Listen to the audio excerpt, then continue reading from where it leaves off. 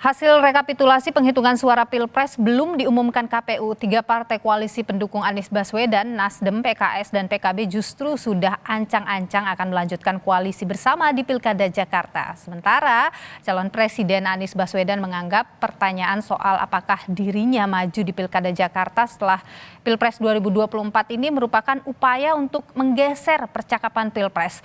Kita akan bahas sore hari ini, saudara, bersama kami di Kompas Petang sudah hadir melalui sambungan Zoom ada Sekjen Partai Nasdem Hermawi Taslim dan juga ada Burhanuddin Muhtadi, Direktur Eksekutif Indikator Politik Indonesia. Selamat sore Bapak-bapak, sehat selalu. Selamat sore. Sore.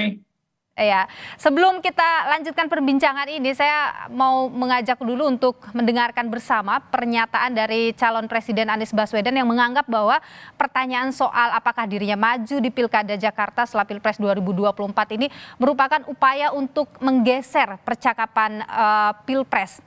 Kita dengarkan bersama ya, setelah KPU ini mengumumkan hasil rekapitulasi penghitungan suara pada 20 Maret 2024, baru nanti katanya Anies ini akan memikirkan langkah selanjutnya. Kita dengarkan bersama. Pak sendiri akan maju pilgub lagi atau gimana Pak? Untuk Tidak, DKI Pak? Tidak. Jadi karena itu saya bilang ini pembicaraan tentang pilkada itu upaya menggeser. Tanpa sadar percakapan pilpresnya mau digeser jadi percakapan pilkada. Jangan, kita ini masih berada di dalam pembicaraan tentang pilpres dan kita masih terus berusaha. Jadi saya ingin sampaikan kepada semuanya bahwa saya akan terus konsentrasi dalam pilpres ini. Bahkan kita nanti akan lihat hasilnya. Dari hasilnya kita akan tentukan langkah-langkah kita. Bung Burhan, bagaimana Anda melihat pernyataan Anies ini upaya untuk menggeser percakapan dari Pilpres ke Pilkada? Dari sudut formal, mungkin pernyataan Bung Anies ada benarnya. Tetapi dari sudut pandang informal, sebenarnya kita sudah bisa menebak apa yang akan diputuskan oleh KPU berdasarkan metode saintifik yang sudah bertahun-tahun proven, ya terbukti. Tetapi lagi-lagi saya bisa mengerti mengapa Mas Anies mengatakan tahapan Pilpres belum selesai, karena memang secara formal tanggal 20 Maret ya KPU baru mengambil keputusan siapa yang unggul berdasarkan Pilpres tanggal 14 Februari. Okay. Tapi lagi-lagi tahapan ini kan juga time is ticking nih loh. Ya, tahapan pilkada kita tahu bulan November bahkan ada potensi diajukan. Okay. Jadi cepat atau lambat pembicaraan soal pilkada termasuk kontestasi di Jakarta itu akan kita alami. Oke. Bung Hermawi, kalau dari Nasdem juga, Nasdem, PKS, PKB, kenapa sudah membicarakan soal pilkada ini di tengah rekapitulasi sedang berlangsung? Ya, jadi saya ada waktu Pak Anies menyatakan itu. Maksudnya opini Pilpres jangan dikesampingkan. Nah, kenapa kita sebelum rekapitulasi manual berakhir kita sudah berbicara tentang pilkada? Karena di tingkat DKI kita sudah bisa memastikan perolehan kursi masing-masing. Oke. PKS akan megang palu sidang, Nasdem jadi wakil ketua, PKB 10 kursi, itu sudah firm, sudah hampir pasti tinggal ketok. Kalau Pilpres kan belum.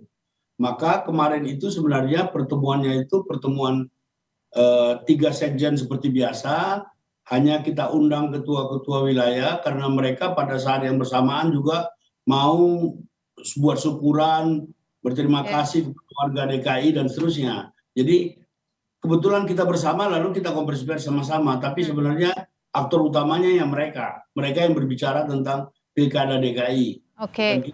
Dalam pertemuan itu sudah menyebutkan nama-nama siapa kira-kira yang dijagokan?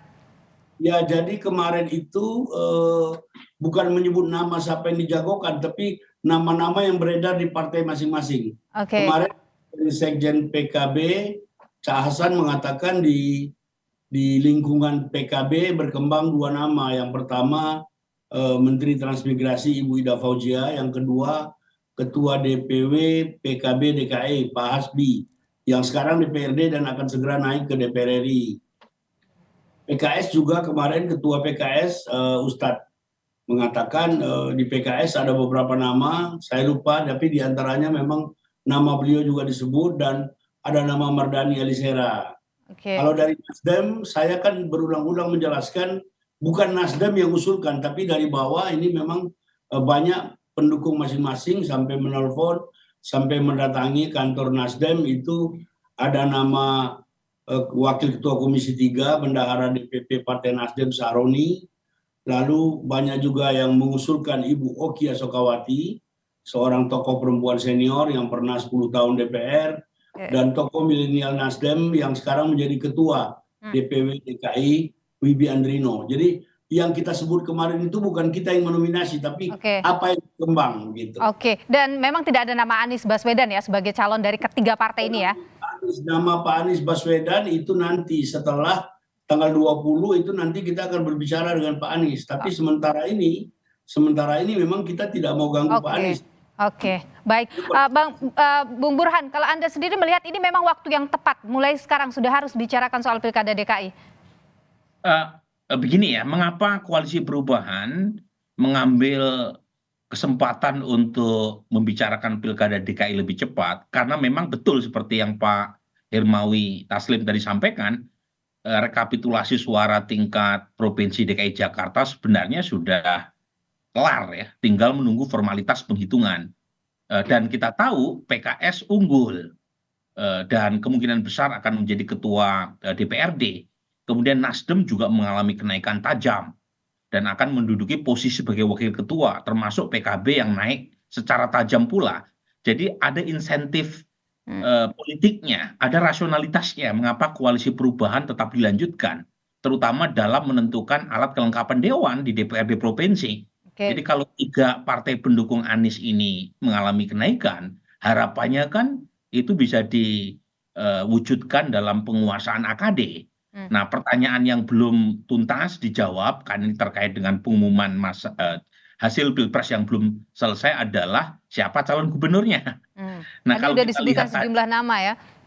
Iya, sejumlah nama. Tetapi kan pertanyaannya nih loh, kalau misalnya Mas Anies diputuskan kalah dalam Pilpres dan kemudian jalur politik maupun jalur hukum juga mentok, pertanyaannya apakah Mas Anies akan tanda kutip nganggur 5 tahun ke depan?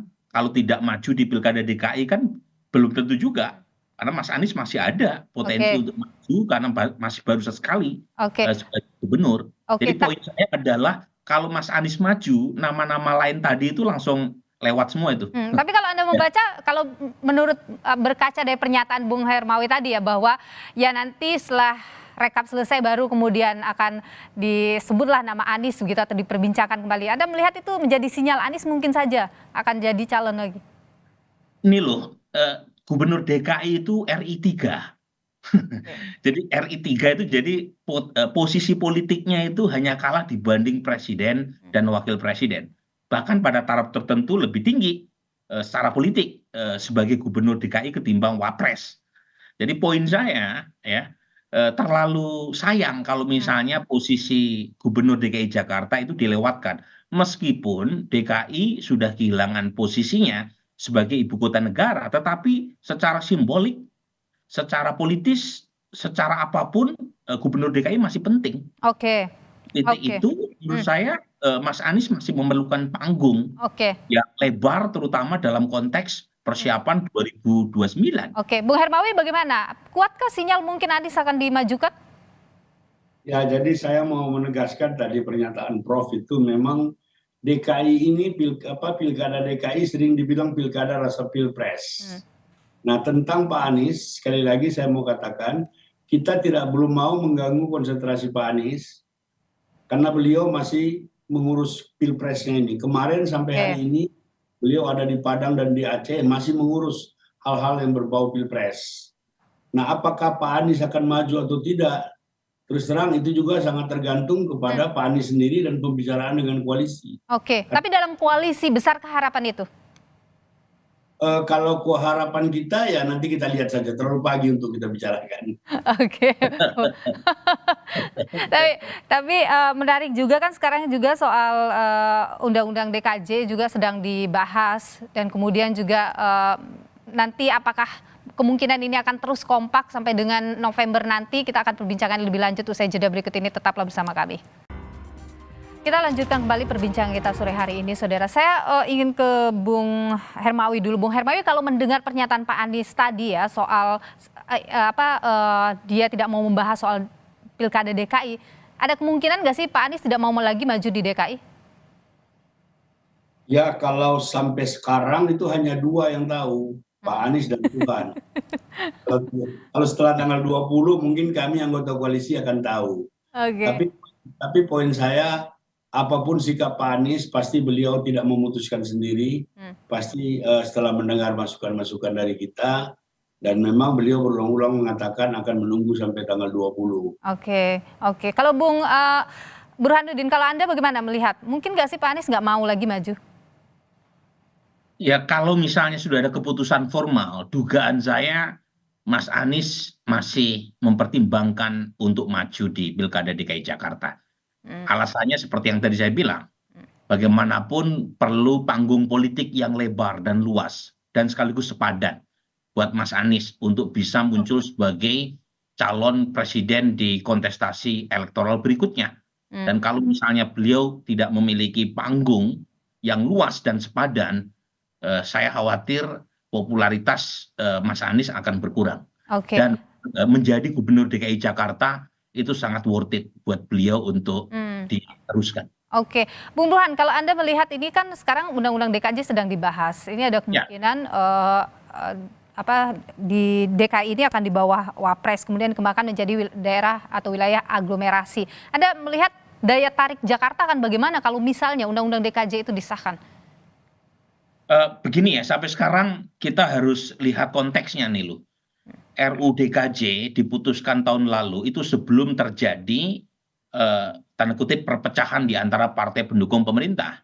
Pada saat itu terjadi semacam party collusion, sehingga jangankan soal aglomerasi, bahkan pada saat itu gubernur dan wakil gubernur DKI itu diputuskan secara bersamaan kecuali PKS agar ditunjuk oleh presiden.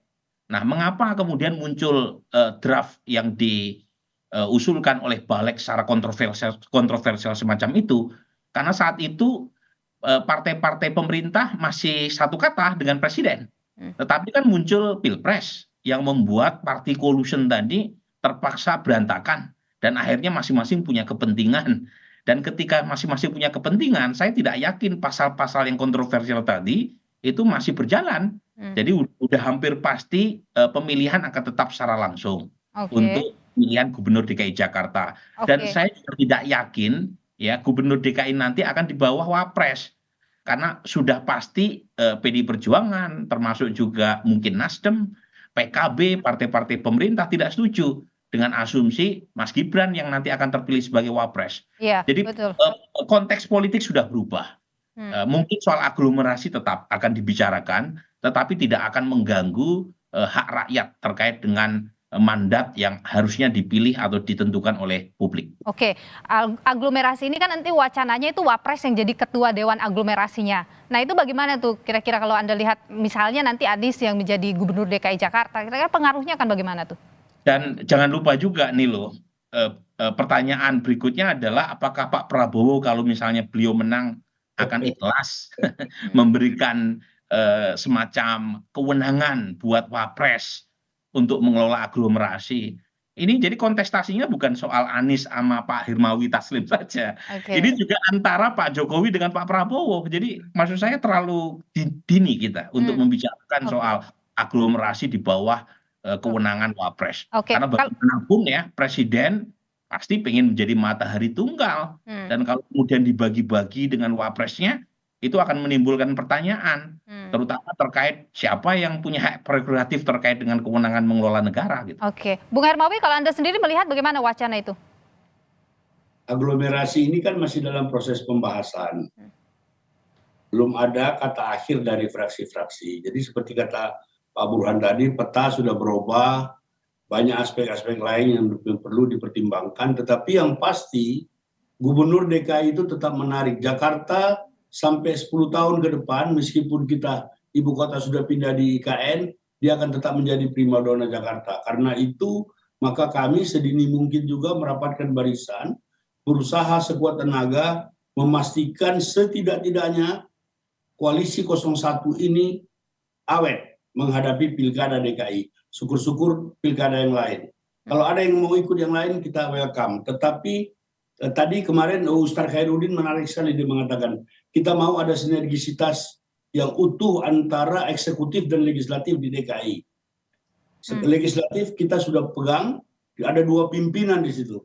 1 PKS, 1 Nasdem, dan kita inginkan supaya eksekutifnya juga kita pegang. Dan itu kalimat kunci dari pertemuan kemarin, saya kira. Oke, Bung Hermawi, tapi kalau misalnya soal wacana tadi Wapres jadi ketua Dewan Aglomerasi, apakah Nasdem ini sepakat dengan hal itu? Karena ini juga lagi digodok kan? Ya, itu lagi digodok di fraksi. Sekarang masih dalam proses pembahasan. Kita belum sampai kata akhir. Posisinya Nasdem bagaimana atas wacana itu? Posisi Nasdem kalau wacana silakan saja masing-masing anggota bisa berbicara, tapi kata akhir fraksi nanti akan ditentukan dan mereka biasanya kalau hal-hal yang krusial seperti itu akan berkonsultasi dengan DPP, dengan ketua umum dan sekjen. Karena itu kami menunggu mereka. Oke, sampai dengan sekarang belum ada pembahasan itu berarti kepada sekjen? Belum sampai ke DPP. Oke, belum sampai di BPP. Bung Burhan, tadi Bung Hermawi sempat menyebut soal 3 partai ini akan solid, berharap bahkan mungkin tidak hanya di DKI koalisinya ke daerah lain juga. Anda meyakini bahwa ini akan jadi koalisi yang solid di pilkada nanti? Biasanya kalau kita merujuk pada pengalaman sebelumnya, koalisi di tingkat pilpres itu tidak serta-merta berlanjut di tingkat pilkada.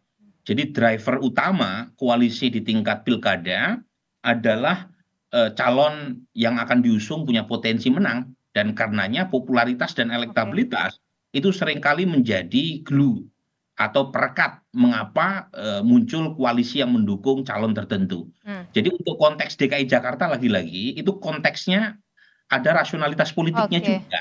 Karena 3 partai pendukung Mas Anies mengalami kenaikan. Bahkan dan PKB mengalami kenaikan telak.